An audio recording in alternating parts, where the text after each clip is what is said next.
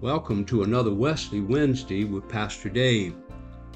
This morning I want to introduce to you one of the early Methodists. Her name was Jane Cooper. Once while she was struggling to obtain some inner peace within her life, she went to hear Wesley preach. And she confesses, I was in a moment enabled to lay hold on Jesus Christ and found salvation by simple faith. Now more on her in a moment. But first, I want to set the stage. Central theme of Wesley theology is Christian perfection. He would often ask his followers, are you striving for or going on to perfection? And do you expect to be made perfect in this life? When it was posed to him, is not this the case of all who are justified, that they gradually die to sin and grow in grace, till, or perhaps a little before death, God perfects them in love? To which Wesley replied, I believe this is the case most, but not all.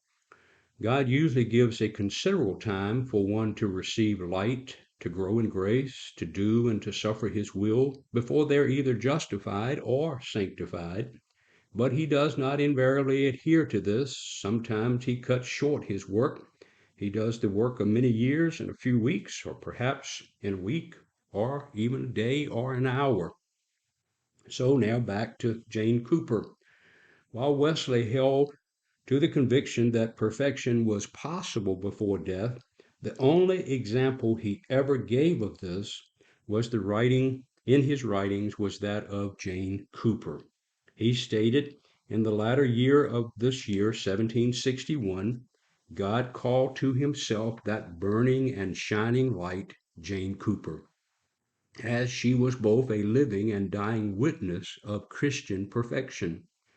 It will not be at all foreign to the subject to add a short account of her death with one of her own letters, containing a plain and artless relation of the matter, wherein it pleased God to work that great change in her heart.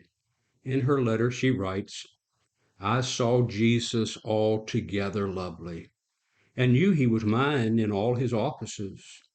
And glory be to him, he now reigns in my heart without a rival.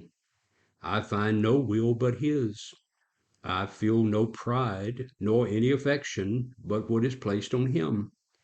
I know it is by faith I stand, and that watching unto prayer must be the guard of this faith. I am happy in God at this moment, and I believe for the next. I desire to be lost in that love that passes understanding. I see the just shall live by faith, and unto me, who am less than the least of the saints, is this grace given. If I were an archangel, I should veil my face before him and let silence speak his praise. Now, in November of 1761, Wesley commented that Jane sent a note to him indicating she knew she was going to die. She wrote, I suffer the will of God, of Jesus. All he sends is sweetness by his love. I cannot be frightened by his will. On the Friday before she died, Wesley came to see her. She said, Sir, I did not know I would live to see you. And he asked her, Do you now believe you are saved from sin? And she answered, Yes. I have no doubt of it for many months. That I ever had any doubt was because I did not abide in the faith. I now feel I have kept the faith, and perfect love cast out all fear. I have been a great enthusiast, as they term it, these past 6 months, but never have I lived so near to the heart of Christ in my life as now. She died 3 days later, after 15 hours of intense suffering. Now it is noteworthy that Wesley's only account of a living person who obtained perfection was someone so near death.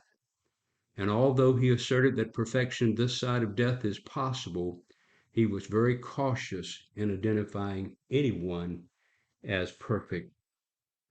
So as we reflect back on our life, I encourage you to think of people that you have met, that you have known, that you have loved, people that lived fully in the love of God and were at peace with God, as Jane Cooper describes.